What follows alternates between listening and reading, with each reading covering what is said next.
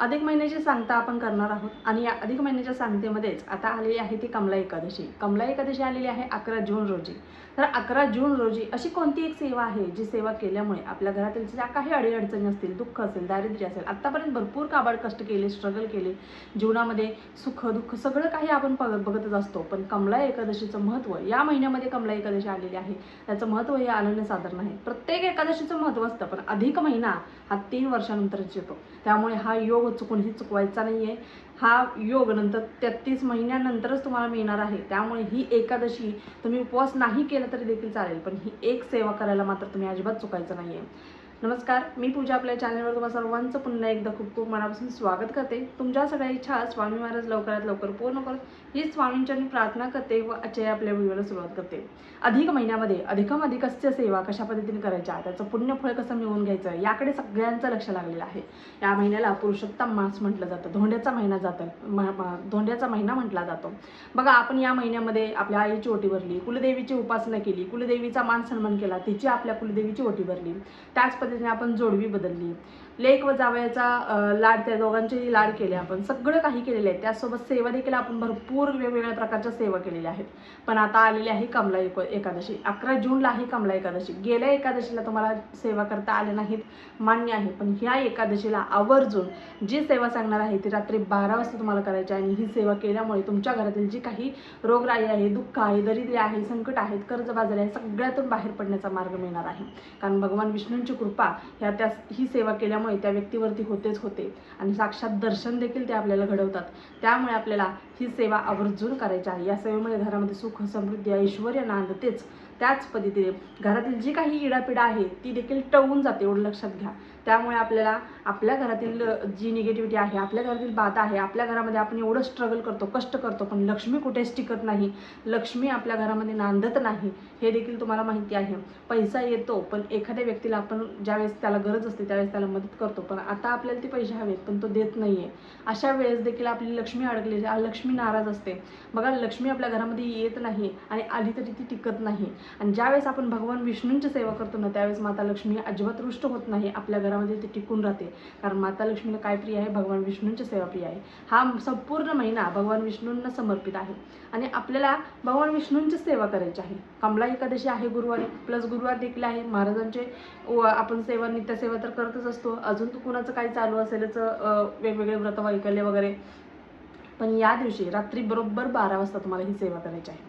आता तुम्ही म्हणाल 11 तारखेला एकादशी आहे, तर मग 10 तारखेच्या रात्री 12 वाजता 11 तारखेचा दिवस सुरू होतो, तर तुम्ही या दिवशी करायचं की 11 तारखेच्या बरोबर 12 वाजता तुम्हाला ही सेवा करायची आहे.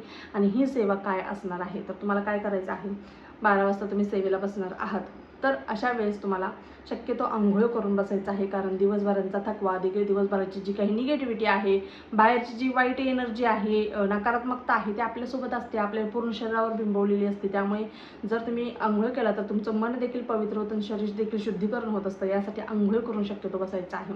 तुम्हाला तुमच्या घरामध्ये बाळकृष्णाची मूर्ती असेल, बाळकृष्णाच्या मूर्तीवर तुम्ही सकाळी अभिषेक केला असला तर ठीक आहे, नाहीतर ओम नमो भगवते वासुदेवाय नमः या मंत्राचा तुम्हाला जप करायचा आहे, त्यांना अभिषेक घालायचा आहे. तुमच्या देवघरातच, वेगळी काही याला पूजा मांडणी वगैरे करायची असं काही नाही, देवघरातच त्यांना व्यवस्थित फूल वगैरे अर्पण करायचे आहेत. तुळशीचा अर्चना आवर्जून करायचं आहे. तुळस तोडायची नाही त्या दिवशी, एकादशी दिवशी, आणि महिलांनी तुळस तोडू नये असं म्हटलं जातं. त्यामुळे तुम्ही अगोदरच, म्हणजेच आदल्या दिवशीच, 11 तारखेला एकादशी आहे, तर तुम्ही उद्याच तुळस वगैरे तोडून ठेवायची आहे, बरोबर.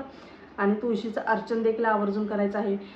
तुम्ही विष्णू सहस्त्र नामाचं पठण करत करत प्रत्येक एका तुळशीचं पानाचं अर्चन जरी केलं तरी देखील चालणार आहे. पण रात्री 12ला कोणती सेवा करायची, तर सगळ्यात प्रभावी, सगळ्यात उच्च कोटीची अशी सेवा कोणती असेल तर ते म्हणजे विष्णू सहस्त्रनाम. विष्णू सहस्त्रनामाचे पठण तुम्हाला बरोबर रात्री 12 वाजता करायचं आहे. तुम्ही 1 वेळा करू का 2 वेळा करू, शक्यतो बघा एखादी अशी व्यक्ती असते, भरपूर अशा व्यक्ती आहेत बरं का, ज्या विष्णू सहस्त्रनामाचं रात्री 12 वाजता 11 वेळा पठण करते. आता तुम्ही म्हणाल की 11 वेळा पठण करायचं म्हणजे संपूर्ण रात्र जागरण होणार. हो, संपूर्ण रात्र जागरण होते, पण त्या एका रात्रीच्या जागरणाने आपल्याला साक्षात दर्शन घडत असतं, आपल्या मनोकामना पूर्ण होत असतात, आपली इच्छा पूर्ण होत असतात, आपल्या जीवनातील सगळ्या अडचणी संकट सगळी काही दूर होत असतात. आणि इतकी प्रभावी ही सेवा आहे. ही सेवा ज्याने केली त्यालाच त्याचा अनुभव आलेला आहे, एवढं लक्षात घ्या. त्यामुळे ही सेवा जितकी कठीण आहे बरोबर. ही सेवा कठीणच म्हटलं तरी देखील चालेल, कारण आपल्याला तेवढे पेशन्स देखील असायला हवेत. नाही शक्य तर कमीत कमी एकदा तरी पठण करायचं आहे. ताई आम्हाला पठण करता येत नाही, श्रवण करा. विष्णू सहस्त्रनाम श्रवण करा. फक्त लावून द्यायचं नाही, त्याच्यामध्ये मग्न होऊन जायचं, त्यांच्या मागे बोलण्याचा प्रयत्न करायचा, व्यवस्थित श्रवण करायचं. आणि हे देखील शक्य नसेल तर तुम्ही व्यंकटेश स्तोत्राचं 1 दिवसाचं अनुष्ठान देखील करू शकता. व्यंकटेश स्तोत्राची सेवा देखील तुम्ही करू शकता. तुम्ही 21 मंडळाचं करायचं आहे. प्राकृतमध्ये म्हटलात तरी अर्थात रात्र जागणारच आहे, कारण 4-4:30 वाजता प्राकृतमध्ये म्हटलात. आणि संस्कृतमध्ये म्हटलात तर तुम्हाला अवघा अर्धा ते पाऊण तास खूप झाला. अर्धा ते पाऊण तास खूप झाला म्हणते मी. अर्ध्या तासातच होतं, पण पाऊण तास पकडा. प्रत्येकाचं स्पीड वगैरे त्याच्यावरती सांगते. आणि आपल्याला आवर्जून या दोन्हीपैकी एक सेवा करायची आहे. बघा, दोन्ही सेवा भगवान विष्णूंना समर्पित आहेत, पण विष्णू सहस्त्रनामाची सेवा ज्या घरामध्ये केली जाते, जे रोज सेवा करतात त्यांना माहिती आहे त्याचा अनुभव काय आहे. पण आणि रात्रीच्या 12ला जर ही सेवा केली तर त्याचं पुण्यफळ 100 पटीने अधिक लाभतं. आणि अधिक महिन्यामध्ये अधिकाधिकच जर पुण्य मिळवून घ्यायचं असेल तर तुम्ही ही सेवा, हा योग चुकूनही चुकवायचा नाही आहे. नंतर 33 महिन्यानंतरच हा योग आपल्या जीवनामध्ये येणार आहे. आणि विष्णू सहस्त्र नाही जमणार आम्हाला, व्यंकटेश स्तोत्र करू शकतो का, किंवा 3 रात्रीची आम्हाला सेवा करायची आहे, तर या दिवसापासून तुम्ही नक्कीच करू शकता. किंवा 1 दिवसाची देखील, 1 रात्रीची देखील सेवा करू शकता. म्हणजेच कमला एकादशीच्या दिवशी रात्री तुम्ही 1 दिवसाचं अनुष्ठान देखील करू शकता. विष्णू सहस्त्रनाम तुम्हाला 1 ते 8 ओवीपर्यंत 20 वेळा बोलायचं आहे. आणि 21व्या वेळेस 1 ते 16 ओवीपर्यंत सगळं काही बोलायचं आहे. बरोबर. कारण 1 ते 8 9व्या ओवीपासून फलश्रुती सुरू होते. यासाठी कळलं तुम्हाला कशा पद्धतीने ते करायचं. व्यंकटेश स्तोत्राचं अनुष्ठान कशा पद्धतीने करायचं आहे, त्याच्यात कोणत्या चुका टाळायच्या या संबंधीचा व्हिडिओ देखील आपल्या चॅनलवरती अपलोड आहे. तो पाहिला नसेल तर तो देखील पाहायला अजिबात विसरायचा नाही आहे. आणि आवर्जून ही एक सेवा करा. या सेवेने भरपूर असं पुण्य लागतं. सेवा करायला बसताना धूप, दीप, अगरबत्ती लावायचा आहे. शक्य झाल्यास तिळीच्या तेलाचा किंवा तुपाचा, शुद्ध देशी गाईच्या तुपाचा दिवा तुम्हाला लावायचा आहे देवघरासमोर. धूप, दीप, अगरबत्ती लावायची आहे. चांगलं प्रकाशमय व्यवस्थित वातावरण करायचं आहे.